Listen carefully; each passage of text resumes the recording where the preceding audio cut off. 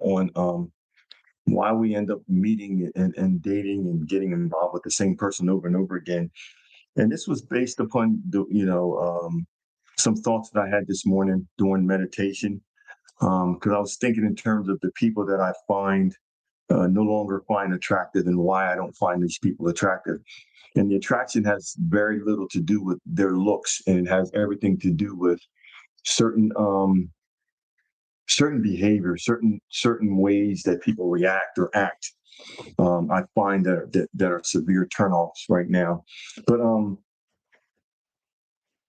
what I found from my past was that generally I always or often when I would date, when I was single before, I would often run into the same style woman. And this particular woman was the type of woman that would often tell me a story about how difficult her background was. There was issues generally with her parents, usually single family or one parent households, things like that.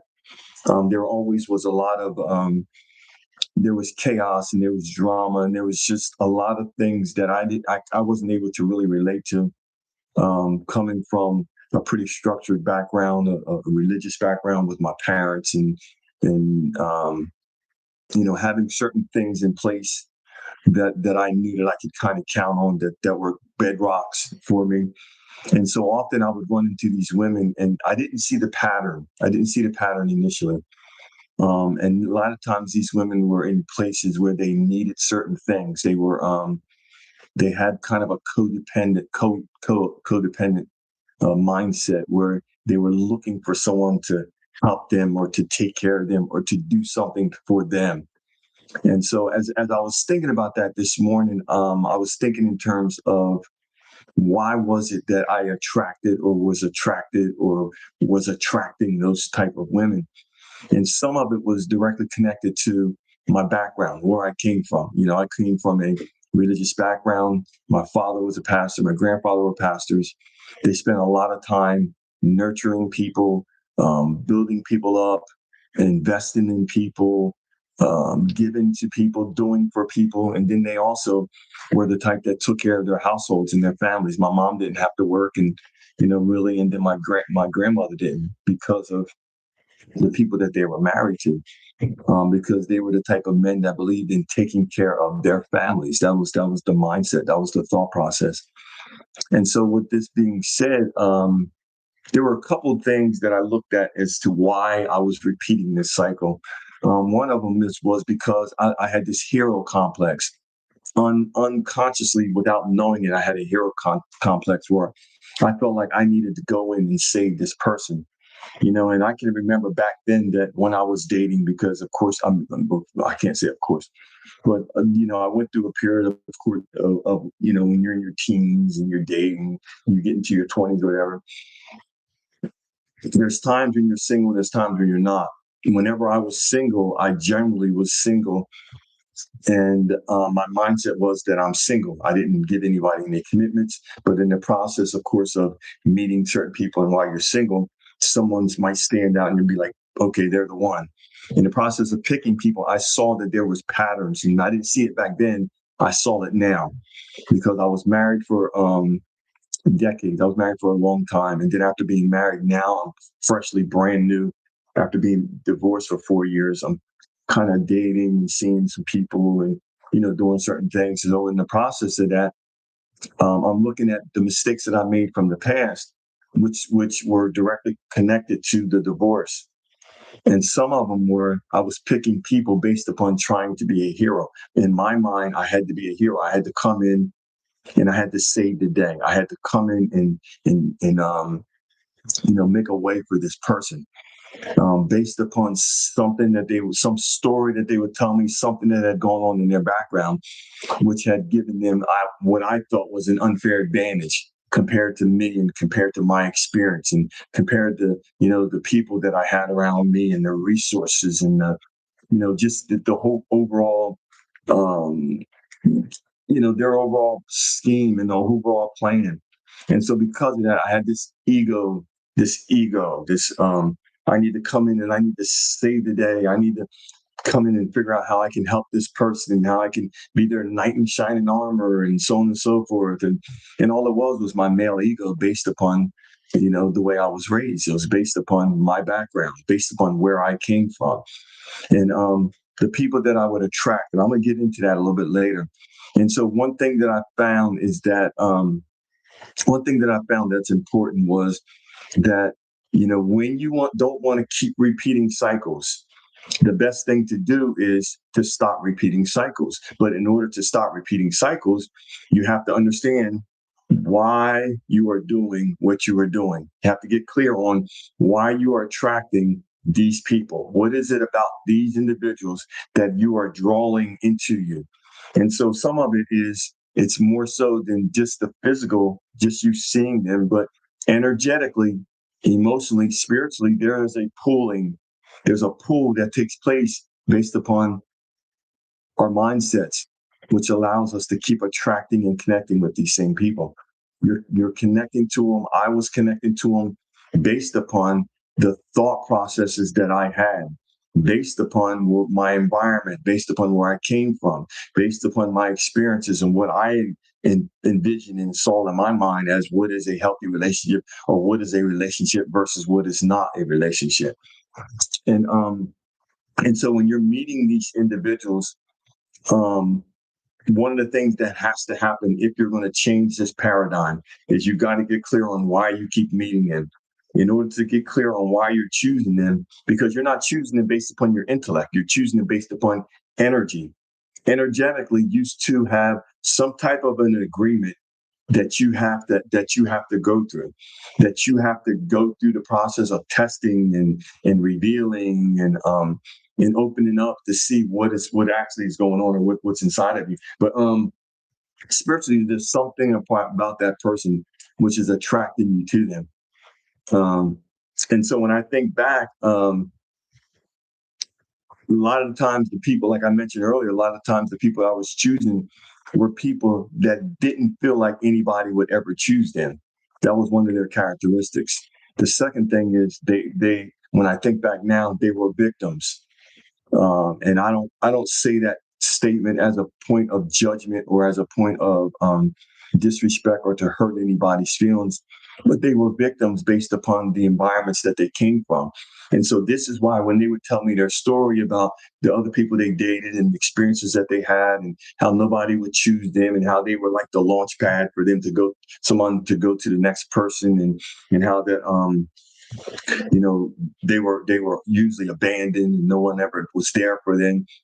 I felt like I needed to come in, like I spoke of earlier, with my cape on, and I had to come in there and I had to save the day. I had to be this champion for this person that had gone through these difficulties. And so part of it was, I said part of it was the hero complex, but part of it also was that I didn't know at that point that I had an assignment or the gifting to heal.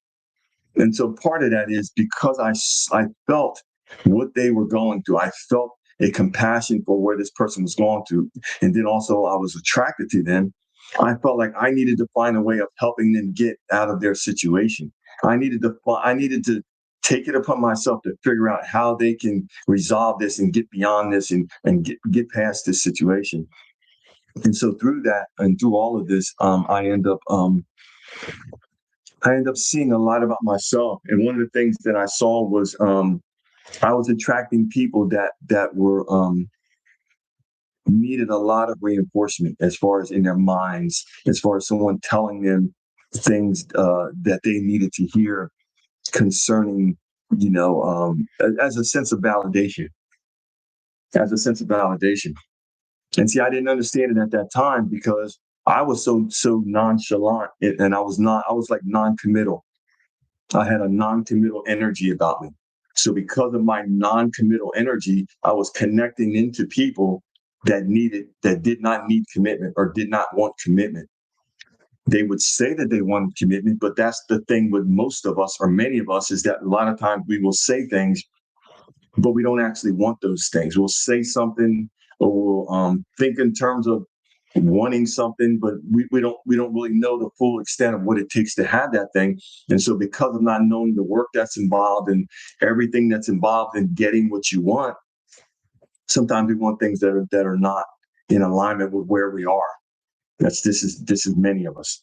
And so with me being non-committal, and I'm in this energy, and then I'm distant. I'm not really, yeah, I'm here, but I'm not here. And yeah, we're talking, but we're not talking. And playing this kind. It was a game. It was like a chaser and the runner.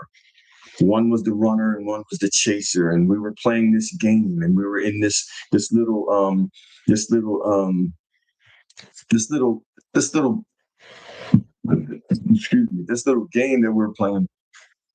And because of it, we were wondering why we weren't we weren't really understanding. Neither side was understanding why they were doing what they were doing. I didn't understand why I was distant. I didn't understand why I was non-committal, but I also didn't understand why this person wasn't. I just didn't understand. I was at a place of not really fully comprehending uh, where this person was, and they weren't fully in a place of comprehending where I was. And so because of it, we invested a lot of time and wasted a lot of time with thinking we wanted a relationship, or thinking we wanted a commitment, or thinking we wanted one thing or another, but our actions were just completely opposite of that. And so with the distance, as far as distance in hearts and mindsets and thinking, they were getting what was the seed, what was the pattern, what was the affirming that had gone on in their life, as far as nobody wants me, nobody commits to me, because that's the recording that was playing underneath, in the background, in their heart and in their mind.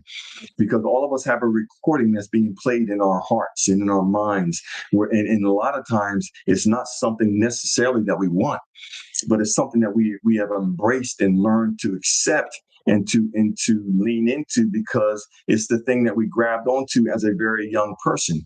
Because of our homes, and because of the people that were around us, and because of not getting what we needed from them, and not being able to trust them. And so if you can't trust your parent, if you can't trust your grandparent, if you can't trust the people that you should have been able to count on and trust and believe in, how can you actually trust this new person that you're meeting, that all of a sudden you like them and you think they're attractive and all these things? But you, in intellect, yes, you can think that you can, but you won't be able to, because the root cause of what I found is that there were abandonment woundings that were somewhere underneath the surface. And because I was coming from a place of a healer, that was part of the reason why they were connected to me. But also, when I was single, like I said, I was very non-committal. I was just kind of all over the place, here and there, everywhere. And so it was the energetic game that was being played, the game of cat and mouse, and the game of chaser and the runner, the game of the chaser and the runner. But the problem, that wasn't where the problem happened, or where the problem started. Because as long as there was the chaser and the runner, everything was fine. When things turned, and when things changed, and when things got difficult, was when the runner stopped running and decided to commit. When you commit to an individual that has the mentality of what I mentioned earlier, what's going to happen is, when you commit to them, automatically there's going to be some kind of a type of a trigger that's going to take place within them, because no longer are you running away from them and they have to chase you, and they have to pursue you. But now, you're chasing them. You're trying to reach out to them. You're trying to grasp at them. But because they don't believe that anybody has ever been there for them, and that you're going to stick around, this is where this person is going to turn and run away from you. And when they run away from you, they're going to run in the direction where they're gonna make sure that they destroy the possibilities of that relationship that you're in working. So they're gonna run maybe to the arms of someone else. They're gonna cheat. Some of the things that people that are dealing with abandonment, wounding will do is that they will cheat. And part of the reason why they will cheat is because they don't ever believe that you will be faithful to them, because they don't believe that anybody wants them. This is why they need a lot of reinforcing. They need a lot of people. They need people in their lives that are going to tell them what they need to hear. And so they're going to get bored with you telling them certain things. They're going to need an outside voice that probably is going to be saying the exact same thing as you, to reassure them that they're pretty and that they're handsome and that they're smart and that they're this and these individuals always have to prove themselves and make themselves out to be the smartest in the room. They always have to prove themselves that they are so smart and they know so much, and they need everybody to kind of clap for them and like them and be there for them. But when you commit to them, they're going to turn on you. And you're not going to know that they turned on you because they're going to continue to act the same way that they did. But there's some trigger that's in their mind that gets popped. It gets popped. And it gets popped because of they're not used to people sticking around and committing to them. And so this is where the self-destructive behavior comes into existence and comes into the frame, because they don't believe that anybody would ever want them and stick with them and be faithful to them. They're going to do everything in their power to destroy the relationship. So this is why they're going to go and start cheating or, with other people, and they're going to steal from the marriage or the relationship because they need to come up with resources and money to do all the extra activities and things that they're doing. And plus, they're not in a commitment mindset with you. They are in competition with you because they don't believe that you'll ever commit to them. If you are chasing and if you are going after a person like this, you are opening up yourself to be hurt massively, because that person can never get to the point. They'll never get to the point where there will be a safe place that you can invest yourself into. Never. There will never be a safe place that you can invest yourself into.